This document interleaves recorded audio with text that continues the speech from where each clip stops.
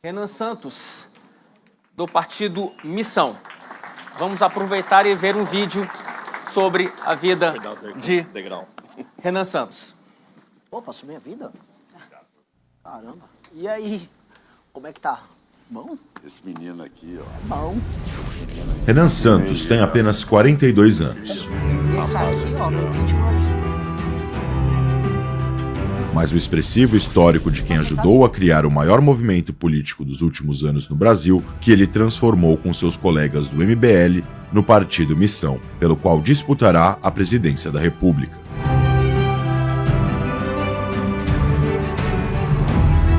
Com uma atuação de destaque nas redes sociais, Renan dialoga diretamente com o eleitorado mais jovem e desafia os partidos tradicionais com um discurso agressivo.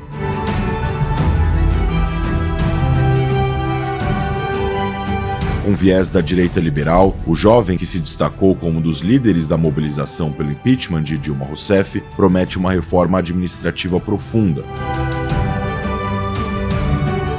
combate à corrupção e uma política de enfrentamento ao crime sem concessões, inspirada no presidente salvadorenho Nayib Bukele.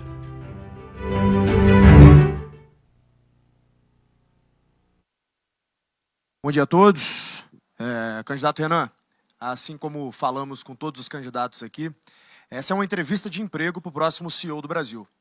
Logo, a gente reuniu aqui empresários, membros do ecossistema do G4. Então, aqui estão representados 100 mil empresários online conosco e sentados aqui nessa sala, que são 100 mil empresas que o G4 tem em seu ecossistema, que emprega 16 milhões de pessoas. Então, uma parcela importante da massa salarial brasileira está aqui para sabatiná-lo e, obviamente, exige uma pergunta tão dura quanto o cargo que o senhor pretende ocupar. Renan, o senhor passou 10 anos derrubando e criticando quem governa, mas nunca assinou uma folha de pagamento relevante, nunca respondeu por um orçamento, nunca demitiu ninguém olhando no olho. Nenhum empresário nessa sala contrataria um CEO com esse currículo para tocar uma padaria. E o senhor está pedindo a maior operação do país. E o problema não para na execução. Alcança também as suas convicções. O senhor diz que bolsonarismo e petismo são duas faces da mesma decadência. Mas as pesquisas desenham um segundo turno entre Flávio Bolsonaro e Lula. E nesse cenário, não existe terceira face hoje. Branco e nulo não somam para ninguém. Só que o seu eleitor é esmagadoramente antipetista. Então, cada voto seu que se anula desfalca apenas o lado que enfrenta o Lula. A neutralidade que o senhor vende como pureza é, na prática, um empurrão para o Planalto de quem o senhor diz combater, o Lula. Então responda a essas coisas que essa plateia precisa ouvir. Qual foi a entrega mais difícil que o senhor já geriu na vida, com números, prazo e resultado auditável, e, estando fora do segundo turno, entre Flávio e Lula, em quem o senhor vota? E avisamos desde já, não estaremos no segundo turno, não é resposta. Porque estadista de verdade responde, inclusive, aos cenários em que perde. Boa tarde a todos. Muito obrigado aí pela oportunidade. Bom, a pergunta já começa com uma imprecisão um tanto quanto bizarra, porque minha vida pregressa toda passou por administrar empresas. Eu sei o que é fazer uma folha de pagamento, e o pior, eu sei o que é pegar uma empresa fechada, quebrada, com os funcionários devendo 5 meses sem receber, botar para andar baseado no crédito pessoal que eu construí recuperando empresas. Trabalhei isso não com uma nem com duas, mas com quase uma dezena de empresas ao longo da minha vida. Sei o que é estar no banco dos réus da justiça trabalhista, ouvindo a injustiça de um sindicato safado que tentou te extorquir no momento da negociação anterior. Sei exatamente o que é ter um agiota ligado a uma factoring, indo querer te empurrar as dívidas da gestão anterior com juros que não deve ser aceitado. Sei justamente fazer isso. E essa é a postura que o próximo presidente da República tem que ter, porque a gente vai pegar um cenário muito similar a esse. Só que essas são as minhas realizações antes de me tornar um líder político.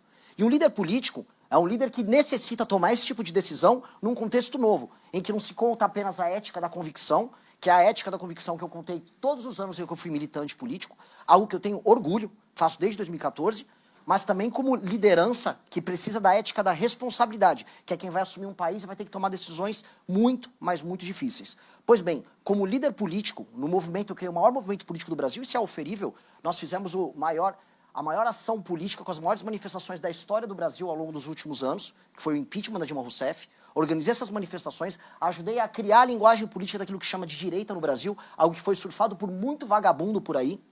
Depois disso, consegui criar um partido político, algo que o ex-presidente Bolsonaro tentou e falhou miseravelmente, estando no poder, botando seus filhos para tentar tocar isso, algo que naturalmente eles não conseguiriam com a baixa inteligência que eles têm à disposição. Fiz isso no menor período de tempo. Vamos comparar com o Partido Novo, que é um partido montado por executivos da iniciativa privada. Eles gastaram milhões e demoraram 5 anos. Eu consegui coletar as assinaturas em menos de 2 anos, com muito menos dinheiro, sendo um líder, acima de tudo, político, não um líder empresarial. Porque existe uma diferença muito grande entre ser um líder empresarial e político. E você, como uma pessoa que conhece Aristóteles, sabe muito bem disso. Não existe nada mais nobre do que a boa atividade política e a busca do bem comum.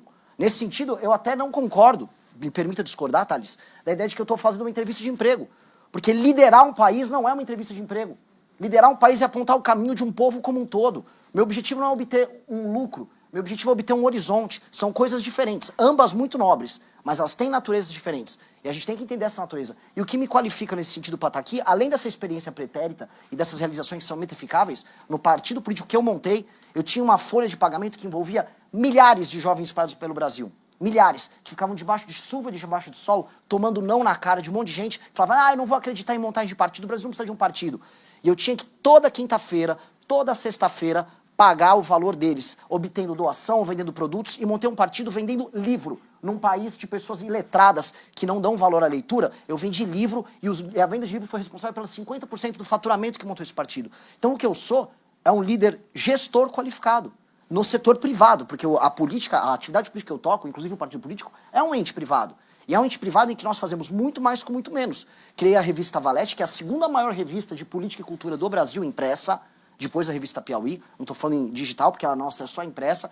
Criei um ecossistema do Valete Plus com 50 mil usuários para produção de conteúdo independente, uma rede social própria. Isso nos qualifica usando, volto a colocar, o que há de melhor em termos de gestão para ser um grupo político inovador. E aí o que as eleições nos mostram é fazer mais com menos. Sobre a política de segundo turno, eu volto a repetir, eu vou lutar em um líder, não vai ficar aqui falando, eu não vou para o segundo turno, e qual é esse cenário? Não posso fazer isso. Imagina o Alexandre em Gaugamela. Você ama o Alexandre assim como eu. Imagine o Alexandre em Gaugamela. Não sei, acho que vou negociar com o Dario. Não, ele foi até o fim. E eu tenho que ser assim. Porque o mesmo time, o mesmo exército de militantes que eu motivei a montar o partido político, eu tenho que motivar agora. E eu não posso ter compromisso com erro. A família Bolsonaro e o lulismo são duas faces da mesma moeda, não porque são iguais, eles são diferentes entre si, mas porque ambos geram danos terríveis para o nosso futuro. A gente está penhorando o nosso futuro. A discussão política dessas eleições vai ficar centrada no quê? O Lula dá mais um pouco de pé de meia, o Lula dá mais um vale-gás para as pessoas e o Flávio Bolsonaro oferecer celular de graça para mulher, para melhorar a intenção de voto com mulher? Essa que se tornou a discussão política no Brasil, tinha que estar falando de desindexação, desvinculação, reforma de competitividade. Eu não aceito trabalhar com essas categorias. E isso não é ficar neutro, isso não é fugir. Até porque quando você adota esse caminho, o que acontece é que você apanha dos dois lados, que foi o que aconteceu comigo. Mas sabe o que acontece também? Você se torna um líder melhor. E esse é o ponto. Eu só estou aqui sentado, tendo a honra de estar sentado com vocês conversando, porque eu adotei um caminho, não da neutralidade, mas de enfrentar ambos, de não aceitar o erro de ambos. E isso me tornou um líder qualificado, que de acordo com algumas pesquisas, como é o caso da Atlas, já me coloca em primeiro lugar do público de 16 a 24 anos, ou seja, construindo um horizonte novo. E citando aqui um líder empresarial que deve ser referência para todos vocês, que é o Peter Thiel, ele já dizia bastante, crie seu próprio monopólio.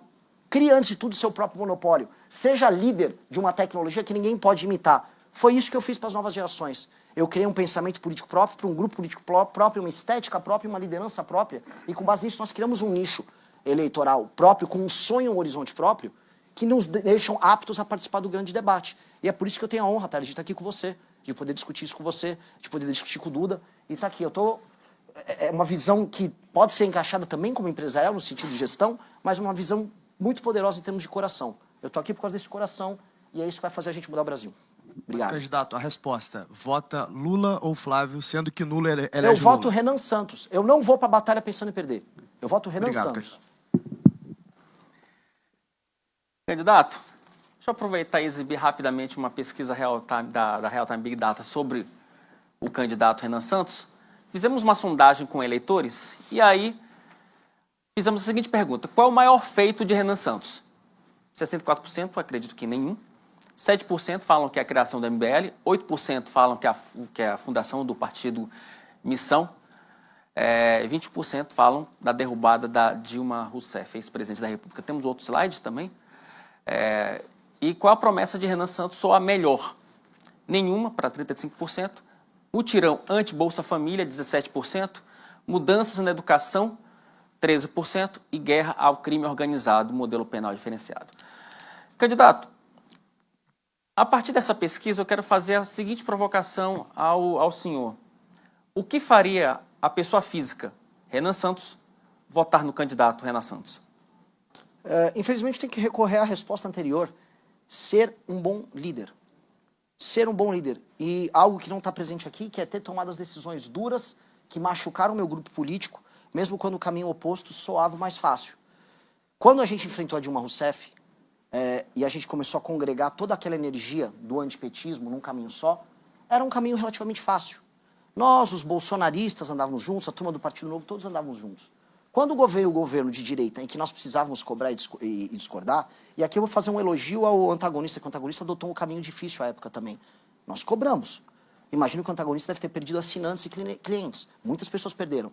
Nós perdemos toda a nossa base política. Só que o papel de um líder é sofrer com as suas teses. O líder político que ganha dinheiro, ou fica famoso, ou ganha votos defendendo algo que não acredita, não é um bom líder. Na verdade, ele é um seguidor. Ele segue o que a manada puxa. E um líder, ele lidera, ele aponta o caminho. Então, a minha maior qualidade que está ali, ela se expressa não exatamente proposta a proposta, mas no que está por trás das propostas, a substância por trás, que é ser um bom líder. E fui um bom líder de um grupo que hoje está no jogo político, disputando um jogo de gente grande, simplesmente por causa dessas qualidades, as qualidades de uma boa liderança. E eu acho que o Brasil passa por uma crise de liderança. O grande problema nosso é uma falta de liderança, de gente que tem uma visão de um Brasil e que tente implementar ela de maneira ferrenha. Nem que você, sua reputação e sua vida seja destruída no processo. Muitas pessoas no campo empresarial fazem isso, destroem suas vidas pessoais, fazem abdicações, e isso é belo. Isso é que aqui no Brasil, o poder é visto como uma maneira de você fruir e você atender seus prazeres mais baixos. Não à toa, o escândalo do Banco Master era basicamente sobre dinheiro e prazer sexual. Não é isso? A elite política brasileira se baseia estritamente em dinheiro, troca de favores e prazer, quando não sexual. A boa liderança tem que ir por um outro caminho. Então, ao fazer esse tipo de sacrifício, e dado que quem nos acompanha mais e tem um determinado recorte, acho que a pesquisa pega isso, vai pegar um recorte um pouco mais masculino, vai pegar um recorte também mais jovem, esse recorte ele se apaixona. E aí vem a responsabilidade de transformar essa paixão não em culto, mas em ação. Passo a palavra para o colega Duda Teixeira, diretor da revista Cruzoia. Renan, vamos começar pela questão mais polêmica, que é o bordão que vocês têm do prendeu, matou, né? Você pode explicar qual que é essa ideia e quem que vai morrer nessa história? Eu espero que... Assim, eu recebi uma pergunta similar lá do pessoal da Globo, lá no nosso congresso, né? Ele falou, poxa, você quer diminuir as mortes, mas você quer aumentar a letalidade policial? No que eu respondi? Olha, então vamos fazer o seguinte, eu vou agora comunicar os líderes do tráfico para se entregarem de maneira voluntária, até no governo Lula. E tá tudo bem, não precisa haver morte nenhuma, não tenho uma vocação para Rambo, nem estou afim de ter. Mas a gente sabe muito bem que o Brasil vai precisar combater essas organizações e essas instituições. O bordão não fui eu que criei como se fosse uma agência de marketing. Ele surge da própria militância. Ele surge de um processo natural. Eu faço lives diárias em que eu comento problemas e esse bordão surgiu quando da morte de um empresário que estava andando de bicicleta na frente do Parque do Povo. Alguns aqui conhecem o caso. E diante do assassinato dele veio uma revolta, porque ele entrega seu celular e o bandido de maneira voluntária opta por atirar nele. E assim, é uma banalização da vida ou uma banalização da atividade do assassinato bizarra. E aí você vem a resposta, o que você vai fazer com ele? Só tem duas circunstâncias que você pode entregar para um cara desse. Ou você prende, ou você mata. Se entregou, prendeu. Combateu o policial, reagiu, morreu. Não deve haver uma terceira alternativa. O problema é que, e essa é uma pequena reflexão, não sei se eu tenho tempo para isso, mas... O senhor tem 32 minutos e 40 segundos, se for 40 suficiente. segundos, puxa. Tá, então ótimo. Gostei da precisão. O que acontece é que o sentimento de culpa que veio do regime militar, da ideia de violações de direitos humanos, contaminou a cabeça do legislador, dos juristas, na redemocratização, de modo a você ficar impondo garantias muitas a quem comete um determinado crime violento E você tornou, no final, a pessoa, a sociedade refém deles. E aí a ideia da prisão, a ideia da pena ficou vinculada, por exemplo, à ressocialização. Quando não tem que ser o caso. Eu acho que tem uma das perspectivas de direito penal que a gente tem que trazer, é o direito penal voltado para a vítima. A vítima só vai entender que o pacto social é válido se ela se sentir contemplada, através do senso de justiça, por uma pena que venha a atingir o seu ofensor. Essa é uma ideia de justiça mais ampla do que vou pensar permanentemente em ressocializar. Então, o Prender ou Matou é uma resposta sobre isso.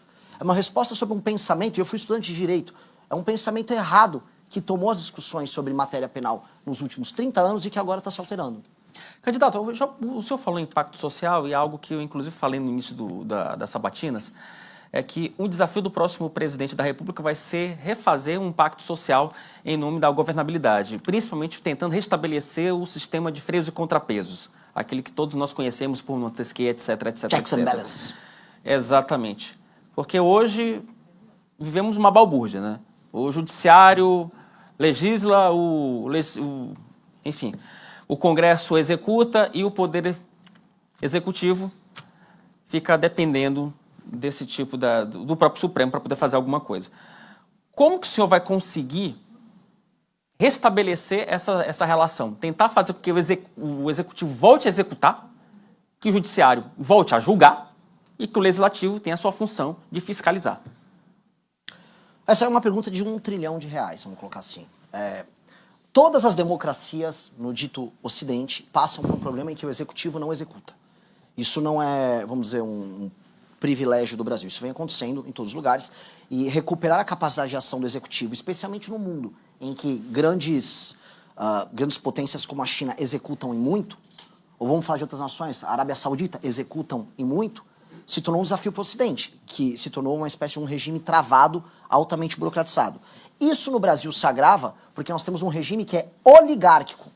E as oligarquias, elas estão no judiciário, no executivo e no legislativo. E elas fazem trocas de favores mútuas, de modo a você permanecer com essa estrutura oligárquica no poder, a custo da nossa competitividade, a custo, por exemplo, de uma dívida galopante, do aumento dos juros, do aumento de impostos, que redunda nisso. Como enfrentar isso? Você vai ter que enfrentar a estrutura própria do jogo.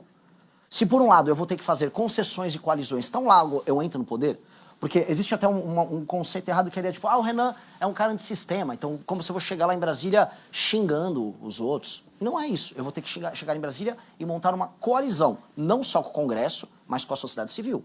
E uma coalizão vai passar a convencer da Rede Globo, ao empresariado, à agricultura, a formadores de opinião, a ter certos consensos junto com líderes partidários para que eu possa ter governabilidade.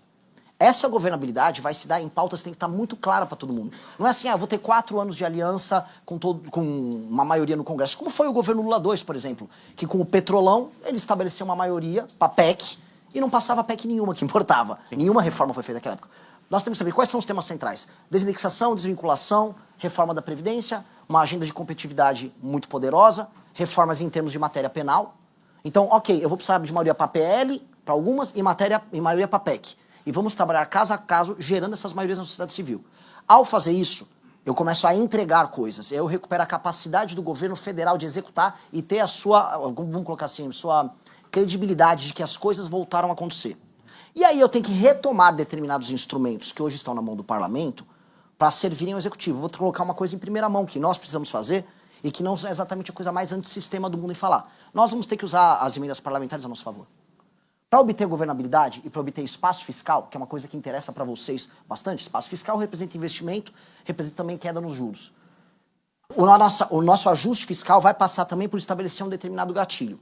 Todo valor, em toda votação orçamentária, que você reduz de despesa obrigatória, abre espaço para investimento. Sim. Abrirá também espaço para aumento das emendas. Elas não serão mais condicionadas à receita, elas serão condicionadas ao aumento do espaço de investimento. Porque o Congresso Nacional tem que ficar vinculado a cortar gastos obrigatórios para aumentar o espaço de investimento. E aí a gente disciplina o funcionamento das emendas. Outro dia estavam me xingando, o Renan falou bem do Flávio Dino porque ele está falando das emendas. Veja só, pode ser o capeta. Se o capeta ajudar a disciplinar as emendas, a gente vai ter que dar uma conversada com o capeta para fazer tocar. Porque hoje o Congresso Nacional se tornou esse instrumento próprio de gestão, porque ele tem o controle das emendas. E aí entra a questão STF, que é outra questão extremamente complexa. Porque o STF, ao mesmo tempo que ele chegou num pico de poder, ele também está no seu vale de credibilidade, com seus ministros envolvidos em escândalo de corrupção. O Congresso Nacional vai ter autonomia para tocar isso? Deve ter autonomia. Só que o próximo presidente da República, que vai ter condição de nomear ou 3 ou 4 ministros do Supremo, terá a condição de estabelecer a maioria. Vamos ser bem claro, as nomeações vão ter um critério que será técnico para o STF, mas que envolve uma posição política sobre uma mudança no funcionamento do STF. Então, os que eu nomearei terão que ser não apenas escrutinados, mas terão um compromisso público em acabar com essa farra dos escritórios ligados a ministros do STF, a serem favoráveis e não tentarem judicializar, por exemplo, o licenciamento ambiental, como tem gente querendo fazer. Licenciamento ambiental e queda de juros vai transformar o Brasil num canteiro de obras. E eles terão que ser favoráveis à segurança jurídica. 3, o STF entenderem e tornarem vocal que o STF não deverá ser a última instância ou o foro privilegiado dos senadores, em especial, e também de deputados, para que você não tenha um controle que eles exercem político sobre as ações criminais que envolvem os parlamentares, para que o parlamento tenha a sua capacidade. Ou seja, a criação de uma corte paralela, que nós vamos ter que passar com o PEC, junto ao Congresso Nacional, uma corte montada provavelmente com desembargadores nomeados por 2 anos, para poder andar com essa agenda. E assim nós vamos retirando de maneira, vamos colocar aqui, democrática e republicana esses superpoderes do STF. É mais complexo do que a relação com o Congresso, mas terá que ser feito. E não terá que ser feito na base da briga. Eu não vou chegar lá, entrei no poder, vou brigar com o Xandão. Não dá pra fazer isso. Eu tenho no poder, eu vou brigar com o PCC e com os problemas fiscais. E aí, pode virar uma briga com o STF se eles resolverem se opor a essa agenda. Candidato, deixa eu aproveitar, já que eu falei um pouco do macro, deixa eu falar um pouco do micro, que talvez seja mais simples. O senhor assumiu a cadeira de presidente da República, né? Está com a chave do Palácio do Planalto, Palácio da Alvorada, melhor dizendo. Quais são as 3 primeiras medidas iniciais de um primeiro dia de governo que podem ser, que serão utilizadas para melhorar o ambiente de negócios? Eu vou falar anterior a isso, porque o governo vai começar a transição. E a primeira coisa que o presidente da República tem que fazer é na transição. São as reformas fiscais altamente impopulares que vão mudar a trajetória da dívida e assim mudar a trajetória dos juros futuros no Brasil. Eu preciso passar a desindexação dos valores previdenciários do BPC, que hoje estão vinculados ao aumento do salário mínimo, e eu preciso passar a desvinculação dos gastos de saúde e educação, que são vinculados à receita. São 2 coisas que são PEC e que precisa passar porque isso mexe com o crescimento completamente descontrolado que a gente tem dos gastos e, por consequência, da dívida. Candidato, o senhor sabe que, assim, em várias situações no Congresso se tentou mexer na DRU e outros não conseguiram. Pois é, outros governos também tentaram mexer em muitas agendas e passaram em outros não. Um governo como o Fernando Henrique passou muitas agendas, tendo de 98 a 2002 um governo impopular. O Michel Temer tinha 3% de popularidade e conseguia passar reformas. Aí vai dar habilidade em construir, em negociar, em usar os instrumentos todos que você tem à disposição. E falo aqui de maneira muito realista, inclusive as emendas, de maneira republicana, mas inclusive as emendas, para poder obter essa maioria. Com o entendimento de que se nós não fizermos isso, não haverá credibilidade para a queda dos juros. A queda de juros que vai acontecer, sem ser marretada, que ninguém aqui é moleque, fica falando de vou baixar hoje o Banco Central é independente. O Banco Central só vai ter meios de fazer isso, não porque o Renan entrou e ele tem credibilidade porque é para o mercado. Não, é porque nós já estamos antecipando já na transição. Então essas são as medidas que vão afetar diretamente a mudança no ambiente de investimentos, ambiente econômico no Brasil. E esta é uma resposta que eu não tenho que nem esperar o dia 5, que é quando o presidente toma posse. É uma resposta para dar no dia seguinte a vitória no segundo turno. Duda. Renan, outra proposta de vocês é a desfavelização, né? Você podia explicar também o que é isso e o pessoal que mora nas comunidades deve ficar preocupado? Não, pelo contrário, né? Eu vou salvar eles têm que ficar felizes. A desfavelização... assim, eu recebi uma pergunta da Folha de São Paulo, né? Que eu falei assim, olha, uma pessoa que mora numa favela, ela não é hoje um cidadão, ela não é um titular de direitos, ela no máximo é titular de deveres. E ela vive diante de um sistema jurídico paralelo, não escrito, que é o do crime organizado. Que às vezes até é escrito, tá? Mas, enfim. O que é a política de desfavelização? É você entender que você tem milhões de brasileiros que vivem num arranjo urbanístico e social que aumenta a incidência de crime organizado, que aumenta a incidência de tuberculose, que é uma doença que nem é uma doença tão preocupante no geral, mas nas favelas ela tem uma incidência muito maior, em algumas favelas é 11 vezes maior, que tem uma taxa de gravidez na adolescência muito maior, que o desempenho das crianças é menor, que tem taxa baixa ou quase nenhuma de saneamento básico, às vezes tem fornecimento de água, depende da favela, depende da cidade, e que as pessoas estão urbanisticamente distantes também de onde elas trabalham, ou seja, é apenas um aglomerado muito ruim. Você vai ter que separar as favelas de acordo com 2 critérios macro que vão se dividir em 4 modelos de operação. Que é se aquela favela está numa área de interesse econômico maior ou menor e se ela está numa área plana ou uma área de encosta. Se é uma área de encosta e ela tem um alto interesse econômico, por exemplo, uma parte importante das favelas no Rio de Janeiro, você vai ter que fazer uma realocação das pessoas, você vai construir prédios, você vai também usar aquele espaço para investimentos privados, porque vai ter interesse privado em participar daquilo. Se a pessoa está numa encosta, como por exemplo em Juiz de Fora, que nesse ano teve aquela crise com as chuvas, eu mesmo fui visitar ali. Pois bem, ali o interesse econômico talvez não seja tão grande, mas você vai ter que tirar essa pessoa da encosta. Agora, uma favela plana com interesse econômico. Paraisópolis tem um misto, mas Paraisópolis tem uma parte importante plana. O próprio governo estadual já está fazendo um trabalho de desfavelização ali, entendendo que haverá interesse econômico porque é uma área nobre. Ou seja, você vai ter modelos diferentes para modelos diferentes de favela. E todos passam pela urbanização. Aí no final vai falar, mas com que dinheiro? Pois bem, não apenas temos que gerar espaço fiscal para aumento e investimento de infraestrutura, e este é um investimento fundamental de infraestrutura, como haverá o convite à iniciativa privada para participar nas PPPs, especialmente nas áreas em que há interesse econômico, e criação de uma modalidade em que, quando você, por exemplo, vou dar um exemplo, você pega Paraisópolis, você vai dar o título de propriedade para a pessoa e você vai fazer a reforma na casa dela para fazer a adequação. E você vai fazer os equipamentos urbanos ao redor. Aquele título de propriedade vem com um valor muito módico. Eu estou pegando até a experiência que o Mauro Mendes e o governador, o Piveta, estão fazendo lá no Mato Grosso, de você pagar um valor mensal mínimo, menor do que da Minha Casa Minha Vida. Até porque essa pessoa já entrou como se fosse a entrada com o barraco dela ou a casa dela. E aí nessa adequação que é feita, a pessoa ganha um título de propriedade, que acaba sendo formalizado na economia. Aquilo vai acabar se pagando também, porque aquela pessoa é formalizada na conta de luz que ela paga, no próprio IPTU que ela paga, com um regime de transição, que ela está saindo hoje de um processo completo de informalidade para um processo de formalidade.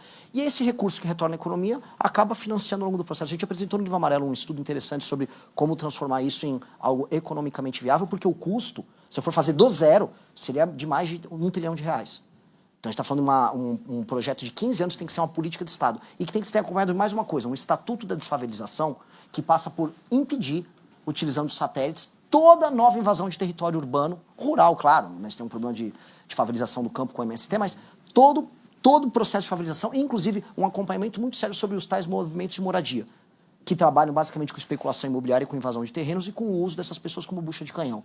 Então, invadir terreno público ou privado tem que ser muito combatido. Tem que passar a régua nisso. Passar a régua, e quem hoje mora numa favela tem que entender que ele vai ser alvo de um plano, e um plano que vai entregar dignidade e cidadania para ele.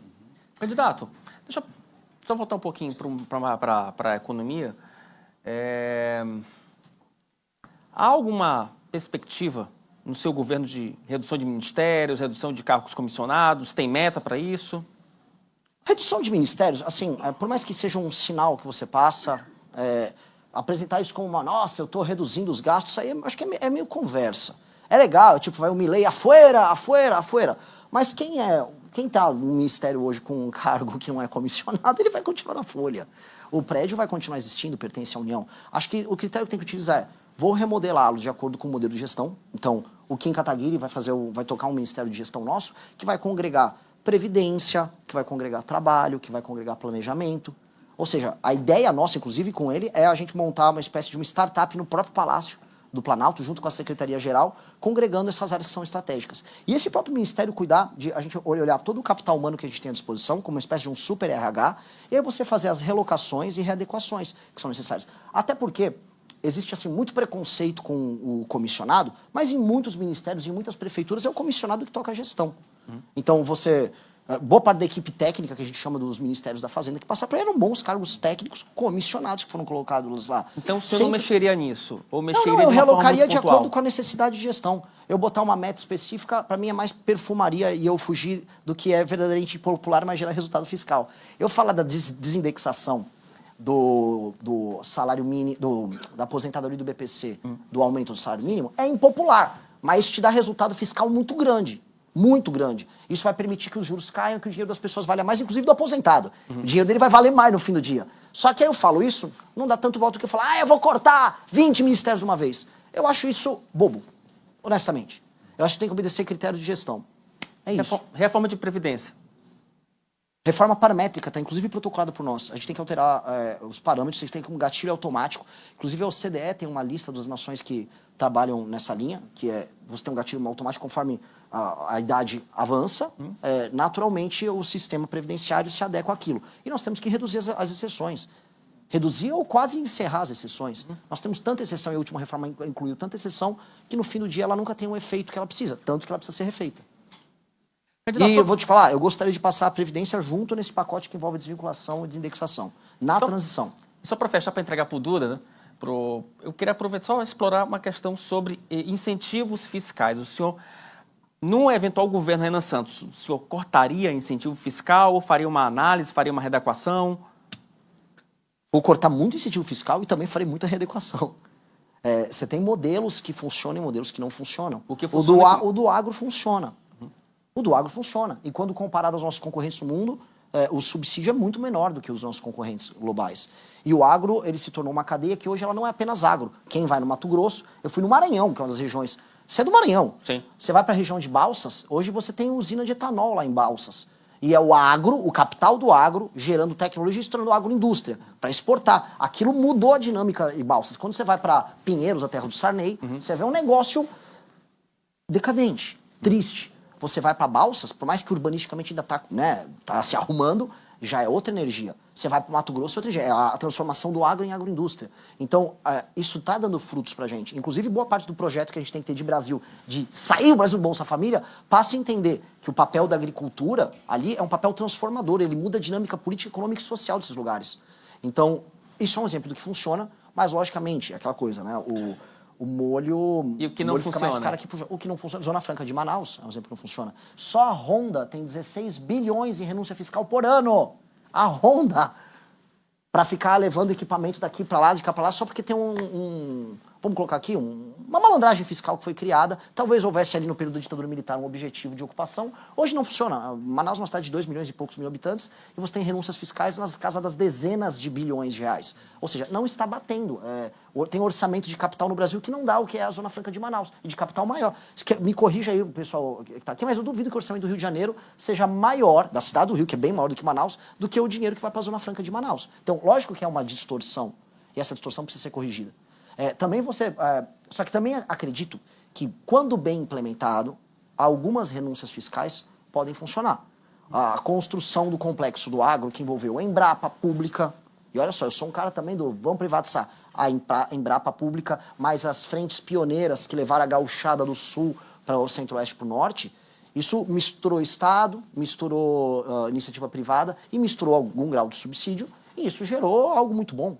Então, nós temos que saber pontuar e utilizar e não incorrer na esparrela do campeão nacional, que é uma vergonha e não funciona e que a gente não vai cair nisso. Tá. Candidato, como jornalista, li o plano de governo de vocês e fiquei preocupado com aquela questão do código de imprensa. O que vocês querem colocar dentro desse código de imprensa? Tem risco aí de censura? Não fique, muito pelo contrário. Você é um jornalista sério e eu acho que a sua categoria está sendo assaltada por uma modalidade nova que eu vi rodando no Brasil. E que eu acho que talvez vocês estejam acompanhando. Algumas páginas de fofoca no Brasil, na verdade existem dezenas de milhares de páginas de fofoca. Elas atuam como veículos jornalísticos nos municípios e são compradas pelos prefeitos locais. É dinheiro público que é usado e ninguém sabe que é dinheiro público sendo utilizado por um veículo de imprensa. Isso entra como verba publicitária porque elas são congregadas dentro de agências. Isso aí não está disciplinado, isso não é jornalismo, eles não estão obrigados a fazer checagem, a nada. Ninguém tem autoria da matéria, não tem redação. Ninguém sabe que isso. São milhões, quiçá bilhões de reais que estão sendo direcionados para esse esgoto e ninguém sabe. Alguém tem condição de checar por como esse dinheiro é usado? Será que a rubrica dele dentro do orçamento municipal que fica dentro de gasto de publicidade com agência não deveria ser tornada transparente? Isso é um exemplo. Agora, em nenhum momento a gente quer atuar contra a liberdade de expressão, muito pelo contrário. Eu vi que você havia feito uma crítica, até a gente respondeu ali na Cruzoé. A crítica é pertinente porque esse tema tem que ser colocado sempre à mesa. Porque a imprensa ela é necessária num país doente como o Brasil. Só que as inovações que vêm acontecendo, em termos tecnológicos, a página de fofoca é um exemplo disso, são coisas tão bizarras que o próprio jornalismo está sendo meio que comido por baixo sem nem perceber. E eu acho que a população tem o direito de saber que a página de fofoca que está atuando no município dela recebe grana de emenda do prefeito. Isso é um absurdo, isso precisa ser corrigido. Candidato, como é que seria uma diplomacia num governo Renan Santos? Você faria uma aproximação com os Estados Unidos, com China, com Rússia? Um governo nosso ele tem que entender que o que é o Brasil perante o mundo. Quem nós somos. Ah, o Brasil é o Ocidente. Não. O Brasil ele é uma experiência única que congrega Ocidente e o dito Sul global. O Brasil é como se ele fosse uma porta, um portal entre o Ocidente e esse mundo novo que envolve África, que envolve Índia, que envolve a Ásia. E o Brasil consegue congregar isso de maneira carismática e apaixonante. Então, o Brasil é um país que não tem rejeição perante o mundo. Na Copa do Mundo tinha mais gente torcendo pela seleção em Bangladesh, na Índia, não sei se vocês acompanharam isso, do que nas cidades do Brasil. Este papel nos coloca não como um baluarte que é um aliado automático dos Estados Unidos, como parte da direita quer ver, mas como uma nação que vai ter que saber fazer esse papel, vou colocar diplomático internacional de soft power, e em termos de atração de investimentos, com uma dinâmica pragmática. Vou dar um exemplo, terras raras. Os Estados Unidos não fez a lição de casa dele com as terras raras. Não fez. Inclusive, eles venderam a tecnologia para a China, as empresas privadas deles. A China pegou nos anos 80 a tecnologia americana, investiu tudo em processamento, tem as maiores reservas, tem, se eu não me engano, mais de 90% do processamento de terras raras do mundo. Para você fazer um F-35, caça americano, o maior instrumento de guerra dos Estados Unidos, você precisa de meia tonelada de terra rara. Os Estados Unidos dependem da China para isso. Estão na mão, não se planejaram. Agora eles olham para o Brasil que tem 20% das reservas, pelo que a gente sabe. Aí os Estados Unidos, não, preciso extrair sua reserva aí. Isso que os Estados Unidos ele tem um processamento de 1 ou 2 elementos. Aí o Brasil vai olhar e vai falar o quê? Só extrai e leva embora?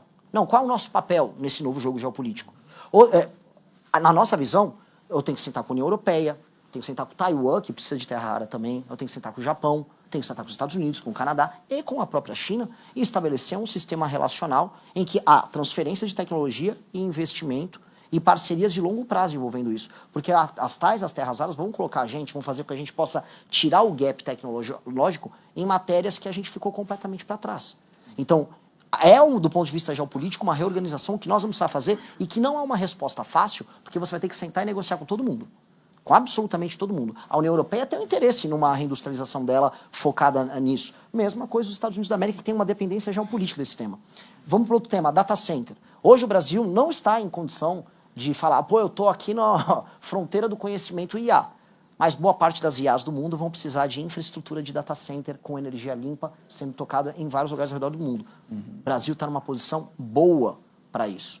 Basta nós tocarmos direitinho o nosso licenciamento ambiental, não deixar ONG ficar sabotando a instalação dos nossos data centers, como tentaram fazer agora no Ceará, porque houve tentativa explícita de sabotagem com o pessoal da Casa dos Ventos, que trouxe os data centers ali. Do ponto de vista logístico, a gente está num hub de fibra ótica que recebe fibra dos Estados Unidos e que redistribui para a África e Europa. Ou seja, a gente está numa posição boa, que caso a gente use as nossas matrizes energéticas, diminua os juros, entra investimento, a gente se torna essa infra, que aí você também ganha poder e leverage para negociar também troca de tecnologia e, inclusive, capacidade de investimento para a gente poder criar as nossas próprias IAs aqui, né?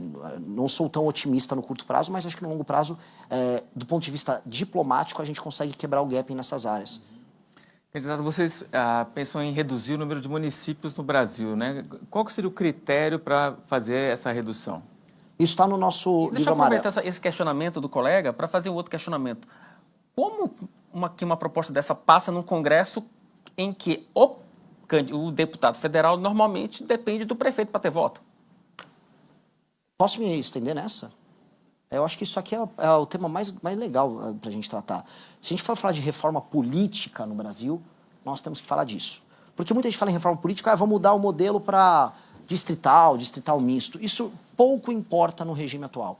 Vocês que fazem cobertura política têm que entender que, e vocês entendem, claro, que o município se tornou, especialmente o município com baixa atividade econômica, um executor de recursos que vem do governo federal e executor de emendas do padrinho político do prefeito, que é o deputado que recebe a emenda. Hoje, o que é um deputado federal? Ele é um gestor de uma série de, vamos colocar, filiais que ele tem, que são municípios, e eles executam as emendas dele, fazem um show do Wesley Safadão para se reeleger, não tem nenhuma obrigação ou compromisso com indicadores de desempenho, os famosos KPIs que vocês têm que colocar nas empresas de você, para vocês poderem validar se a empresa está funcionando ou não.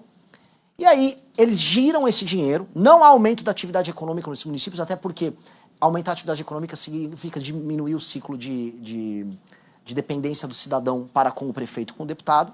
E aí o deputado, quanto mais cidades ele tem para ele controlar, que é esse o jogo político de um deputado federal, mais poder ele tem em Brasília. Por isso mais demanda emenda e as emendas são utilizadas, especialmente do orçamento secreto, para alimentar esse jogo. É isso que a gente chama de pacto federativo no Brasil e é isso que faz com que o Centrão, ano após ano, mande cada vez mais. É por isso que a política brasileira não é feita baseada em, vamos dizer, nem critérios objetivos, nem em programa, nem em ideologia. A gente fica discutindo ideologia, vocês discutem no Antagonista, eu discuto na minha live, mas no fundo isso é uma perfumaria diante de um sistema, de uma máquina muito dura, cujo funcionamento é um funcionamento que é danoso para o Brasil. Como resolver isso? E esse é o ponto que eu vou chegar, que vai envolver a fusão de municípios. Houve no governo do Fernando Henrique a lei de responsabilidade fiscal, que disciplinava, no fundo, a utilização do orçamento por parte de entes federativos. Aquilo foi uma revolução à época, porque a coisa mais comum era um prefeito terminar o mandato dele, ou terminar um ano mesmo, sem pagar folha, dar um calote e jogo que segue. Pois bem, a lei de responsabilidade gerencial, que é um dos projetos que está no nosso programa, prevê que um prefeito, e vamos começar com os prefeitos, tenha indicadores de desempenho objetivos, KPIs. O principal deles, aumento da atividade econômica no município. Lembrando que quanto você aumenta a atividade econômica, menos gente vai ficar no Bolsa Família, menos gente vai ficar dependendo dos favores do prefeito. Índices de educação que já são públicos e existem, e o Brasil, inclusive, é um país bom dessa parte de transparência e avaliação, em muitas áreas melhor do que os Estados Unidos. Cobertura de água, cobertura de esgoto, fila nas UBSs, ou seja, critérios objetivos que vão entregando uma pontuação do prefeito. Prefeito não entrega a pontuação mínima ao longo do seu mandato, fica inelegível por 8 anos. Prefeito bate as suas metas, ele se qualifica para receber mais emenda. Então o prefeito pode receber mais emenda desde que entregue bons indicadores de desempenho, facilmente metrificáveis e auditáveis. O maior deles, aumento da atividade econômica percebida com aumento de emprego e redução de pessoas vivendo do assistencialismo. Com isso eu já disciplinei o uso da emenda e com isso eu permiti que os municípios que hoje têm baixa atividade econômica, que são aqueles que deveriam ser alvo de uma fusão, passem a se tornar, a ter sua porta de saída. Caso eles não tenham isso, o governo federal terá 2 caminhos, que é, você, por decreto, ou via um projeto, quando eu falo decreto, via um projeto, você fazer os critérios para uma fusão, município com menos de 10 mil habitantes, que não apresenta atividade econômica, vai se juntar com o município mais próximo, obedecendo algumas vicissitudes. Por exemplo, se o município está no interior lá do Amazonas e se tem 100 quilômetros de distância, como acontece de um município para outro, não vai dar para fazer isso, claro, mas onde dá, você vai fazer. E, inclusive, incentivos financeiros para que haja fusão, porque os ganhos no longo prazo são assim. Então, ou nós fazemos pelo amor, ou nós fazemos pela dor. Espero fazer pelo amor. E o amor é bom para os prefeitos, porque um dos elementos que tem que estar, né, vocês conhecem, tipo privado, sistema de incentivos. De um lado, o prefeito tem que ter essas metas, indicadores e a punição, caso não cumpra a meta, mas do outro, caso ele cumpra a meta, o tão famigerado fundo partidário, que nós não vamos conseguir cortar nesses 4 anos de mandato, porque os partidos são tão hiperempoderados, passam a ser determinados pelo número de indicadores, os pontos que eles obtêm por município, ponderado pelo tamanho do município, multiplicado pelo número de municípios que um partido tem. Ou seja, o que um Kassab, um Valdemar, ou um Renan Santos, que agora é o seu presidente de partido, vão ter como meta? Corpo técnico, boas prefeituras com boa gestão, atingindo bons indicadores, meu partido vai ser recompensado por isso. Você altera a dinâmica. Essa alteração dinâmica impacta a questão da fusão dos municípios e impacta o que seria, na minha visão, a grande reforma política do Brasil. Ou seja, a gente realinha esses interesses. Para mim, isso é a coisa mais importante que o meu mandato teria que fazer. Ela é menos popular para eu falar, mas ela é mais importante. E essa é a reforma que a gente atinge diretamente o coração do Centrão. Porque eu não vou conseguir, não sei se eu não quero... É que sim, eu não vou conseguir destruir o Centrão no meu governo. Eu acho o Centrão um problema tão... Não, e aí eu entrego também para o senhor para suas considerações finais. Tem que responder rápido, né? Não, é sim ou não? É sim ou não. Bate-bola, jogo rápido. É difícil, sim ou não? Redução da maioridade penal. A favor ou contra? Sim. Impeachment de ministro do Supremo. Sim. Flexibilização do aborto. Não. Cancelamento de Bolsa Família. Nunca precisa, né? Porque uma Bolsa Família, para quem, vamos colocar aqui, num município que não há atividade econômica, é crueldade pura e simples. Para uma pessoa que está usando isso como um instrumento para ficar na informalidade e pegar um bico, como o agro reclama, eu vou acabar. Tá. Pena de morte. Não dá para mexer. Sou favorável, mas não vai dar para mexer no meu governo. Autonomia financeira da PF. Gosto. Gostar é... Político, sim. Gosto, é tanto sim que eu gosto. Gosto e quero. Vou fazer igual o Eduardo Jorge naquele debate de 14. Quero. Fundão eleitoral. Não gosto, mas redisciplinado é melhor do que tá. Como eu expliquei agora na pergunta anterior. Eu tinha colocado aqui piso para saúde e educação. Como eu disse, você pode estabelecer algum tipo de piso. Agora, o reajuste como tá, não dá. Indulto ao ex-presidente Jair Bolsonaro. Dosimetria para ele e para todo mundo dia 8. Quem cometeu o crime, simplesmente porque é de direita, não pode não ser punido pelo crime. Mesma coisa, tem um cara de esquerda, se o Lula perdeu a eleição, o pessoal do MST invade tudo, vamos anistiar eles. Não. Cometeu o crime, vai ser punido, mas com um julgamento justo. Porque por isso que a dosimetria é uma solução política boa. As forças políticas vêm diante de um caso bizarro, em que o STF sai da linha, e em que a população e lideranças políticas saem da linha, e fazem um pacto para pacificar o Brasil. Dosimetria. Tá certo. Candidato, 2 minutos para suas considerações finais. Já te agradeço de antemão pela participação aqui no evento. Eu queria primeiro agradecer assim, a honra incrível de estar aqui presente. Eu queria primeiro agradecer também todos os jovens que coletaram assinaturas que me permitiram estar aqui. Eu só estou aqui porque gente se sacrificou, teve gente que tomou ameaça de morte, gente que foi esfaqueado na rua coletando assinatura para o nosso partido.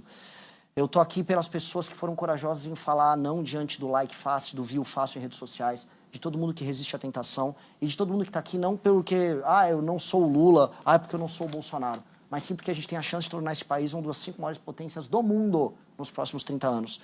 Se você é ambicioso, se você tem essa energia, se você quer construir isso e não quer ficar de conversa mole, prazer, nós somos a tua casa e a tua casa está te aguardando. Obrigado. Pois o homem que levanta sua bandeira vai ganhar. Eu vou votar no Renan, pelo amanhã. Eu vou votar no 14, como fosse a vingança do povo. Futuro é glorioso. Eu vou votar. Se você tem vontade de montar um canal de cortes para ajudar a divulgar as ideias do MBL e da missão, eu tenho um treinamento 100% focado mostrando como você pode sair do zero sem saber nada de edição, thumbnail, até você monetizar um canal de cortes e além de estar ajudando no projeto, também ser remunerado por isso. No mês de maio, por exemplo, o canal Inevitável Cortes faturou mais de 30 mil reais apenas de AdSense. O Felino Missionário e o Missão Avança, ambos fizeram mais de 1 milhão de visualizações e faturaram acima dos 14 mil reais. E se isso te interessou de alguma maneira, é só clicar no primeiro link da descrição desse vídeo ou então ler o QR Code que tá aparecendo aqui no meio da sua tela agora, onde eu vou te explicar de maneira mais detalhada como você pode começar o seu próprio canal de cortes.